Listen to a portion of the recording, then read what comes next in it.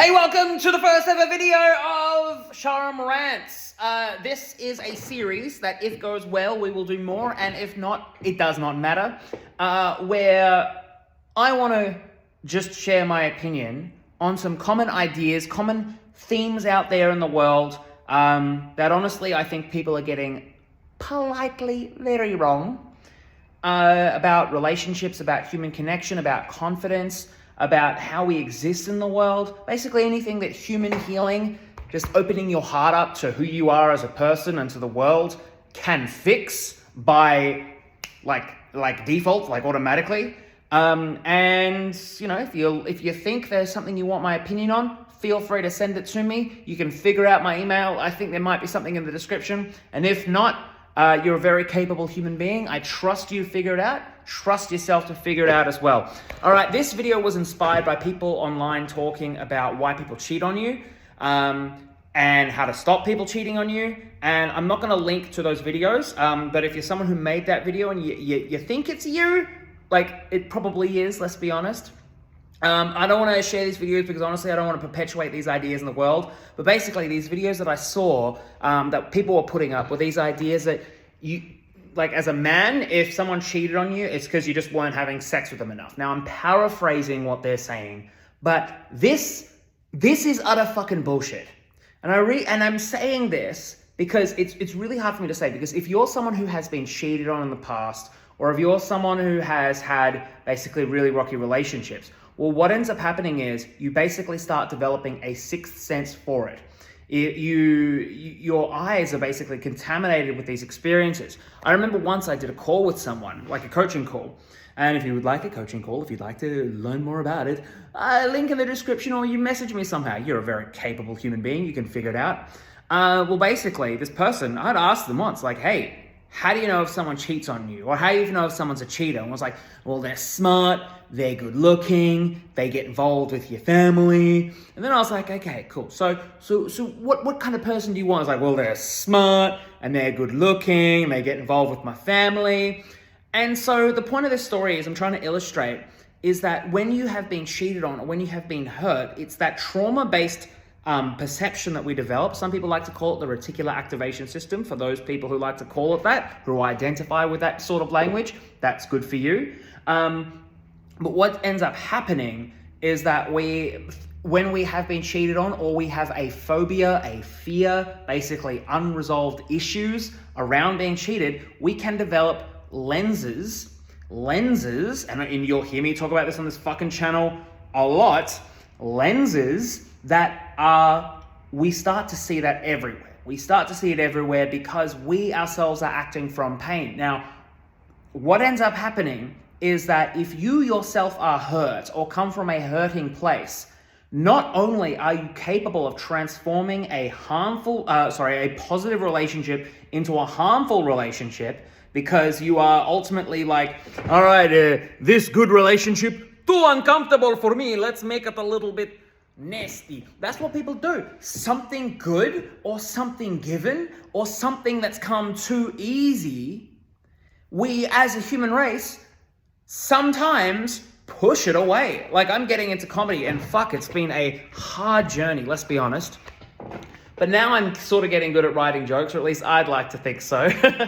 And it's scary. It's like, it's too easy. It should be harder. And so we have this perception it should be harder. So we either transform negative relationships to being positive. Sorry, I got it the other way around. I'm trying to talk about trauma here. So positive relationships to be negative.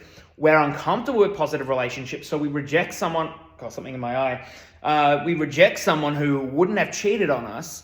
Only to find, oh, but I'm attracted to this person. Jesus, I've had many times in my life where, like literally, when I was single, ready to mingle, what I would do is I would pursue a person who was genuinely not interested in me. What ends up happening is when we're filled with this pain, this beliefs, all these belief systems that get in the way, we ultimately, we can also get our wires crossed. I remember there was one time in my life, there was a girl very interested in me, and I would say to her, if I was interested in you, I would have done something about it. Guess what? She walked away. She left me. Why? My poor little heart. Why didn't she like my swooning? Why didn't she like my advances? It's because I told her, I don't like you, thinking that would make her like me. I didn't have to make her fucking like me. She did already. But that's what people fucking do. That's what people fucking do. We either change good relationships to bad relationships, or we avoid them entirely. And then we get cheated on, then we get hurt, and then we say, see? I told you. Here are all my examples. All my examples. But the fucking truth is, you attracted it. You attracted it. Now this is hard to say, because people who will be in that situation, it's painful. It's painful to be hurt. It's painful to be pushed away. It's also painful to push away. What is easier? An easy relationship or a hard relationship? That's a simple question. Why do we pick sometimes, not everyone, the hard relationship? Because it feels easier. It feels home. It feels natural. It feels like what we are used to. So when people post all this stuff online that is like, oh my God, you just didn't have sex enough. Jesus fucking Christ. And I'm sorry for those people who get turned off by me who say that. Some people are like, you use the Lord's vain in name. Sorry. There's a rule when it comes to healing sexuality. Of course, surrender, surrender, surrender. That's always the key of everything. But there's a massive idea here. If you are comfortable not having sex just as much as you are comfortable having sex, the actual quality of the sex that you enjoy or experience will fucking phenomenally go up. Why? Because it's like a plant that has been given the chance to grow. The amount of times that you will have like this beautiful healing experience, or it's wild and it's crazy, or it's like a regression. It's authentic. It's the ability for you to be yourself in the bedroom. That's what people fucking want. But what do we get? We're terrified that someone doesn't love us, or we're terrified that we're not being ourselves, so we have sex out of anxiety. Now imagine someone's going to have sex with you, right? Or you're going to have sex with someone, and they're going to have sex with you because consent is queen. And this person, you can tell they're only wanting to fuck you because they are anxious. And if they don't have sex with you, they will look at themselves badly. Is that attractive? I'd like to think not. If you think that's attractive, consult your nearest psychologist. Or sign up for a healing session with me, your boy, Sharam Namdarian. So it's like a beautiful tree, and relationships are like that. If you finally give someone permission to not be with you, if you give someone permission to not like you, to not love you, and they stay, they truly love you. Why? Because it was never your fucking job to make them like you. This is a problem. You look at the dating advice, how to make someone like you. What that really says is, I'm terrified. I'm terrified of being loved. And in many cases also, I'm terrified to admitting that I am lovable as I am. Do you know how hard that is for people to fucking say? That they are lovable just as they are? Jesus fucking Christ. Again, sorry. To admit that you are lovable as you are can be so fucking heart-wrenching and painful to admit that you can let go of so many fucking habits that you have. So many habits that are perpetuated perpetuating fear in your heart because you are afraid of admitting to yourself that you are lovable as you are, and that you are afraid of knowing that you are lovable as you are, there are an immense amount of people that you can literally walk. I talk to people about their dating lives all the time. Fear, terror, and their action, not even dating, relationships. The amount of habits we perpetuate because we feel that if we do not have these habits, we ourselves will be rejected, only to realize that we were never being rejected. We were just being loved in their way because we have to manipulate the situation in order to feel fucking comfortable with ourselves. And there is nothing wrong with trying to see it in the way that you need to see it. You can be authentic. You can be vulnerable with your partner and say, fucking partner, my love of my life, my person, or someone you just started dating, I like you.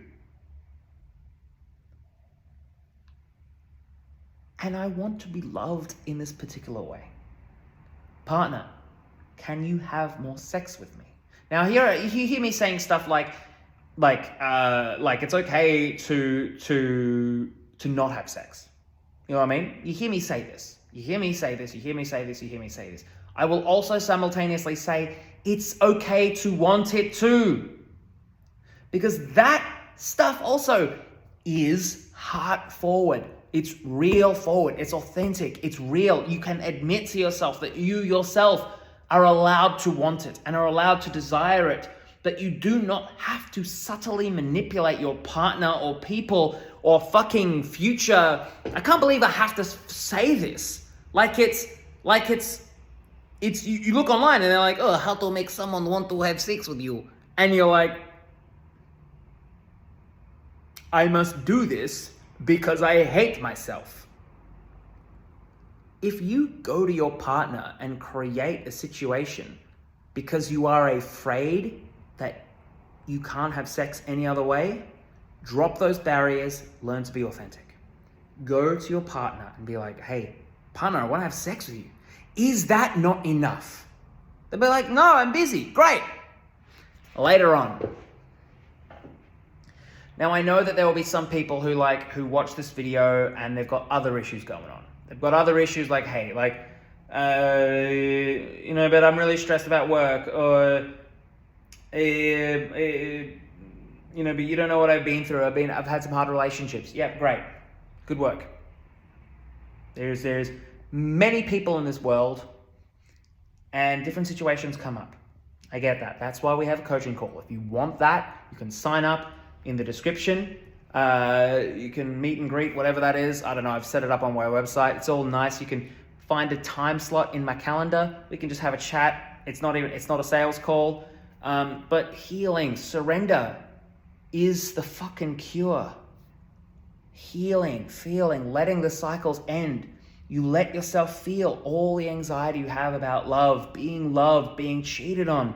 Then you realize once the cycle ends, you're like, oh God, I was the one who was cheating on them because I was afraid. That's what people do. They are the ones hurting the other person, so they think they're doing it to them. You let all your drama come up, finally fucking healing it, and you are free because it does not matter. Then you will notice that sexuality between you and your partner, especially if they're healing too. Couples, sign up now. But what ends up happening is that you have a pipe between each other and you start healing the blockages between each other. The love flows, the love flows, the love flows, the love flows. Sex can flow just as much as it doesn't have to flow. And it comes between you. It is like a beautiful energy. The relationship is not the blockages. The relationship is the flow of energy between you and your lovely partner. Or partners, depending on what kind of relationship style you have. But that's the fucking truth. We ourselves are living in this trauma-filled society and we are acting from trauma, and then we listen to advice. Why? Because it perpetuates that trauma. Why? Because then finally the cycle can complete itself. But if you just surrender from the start, let yourself fully feel all your fears, your anxieties, even your desires, your wants, your loves, your hates, all that stuff. Let it come up. Let yourself feel it. And you will develop this intense witch sight, beautiful sight, hindsight, sight, any prefix sight, to be able to go to your partner and say, hey partner, I like you. Can we have sex now? No? Later on? Great. How's our relationship? I find you attractive. Other people are attractive too. I choose you. Because at the end of every fucking day, what is the core of a relationship? I'm not the first person to say this. Two people choosing to be together. That's it. Every day. Every day you choose. You are not forced into a relationship. You are not obliged. Sure, some cultures, I get it. Different backgrounds. But at the core of it, you have chosen that. Let me know what you think the core of a relationship is in the description. And if you want to sign up to work with me, or however that feels like for you, if you feel that now's the time, you want to heal some anxiety, you want to heal some depression, you want to heal some blockages towards more love, more sexuality, confidence, more different career things, different like that, more energy, connect with me, sign up, we'll have a chat, talk to you soon. And in the meantime, subscribe, like, comment, friend, add, all the other stuff. Bye.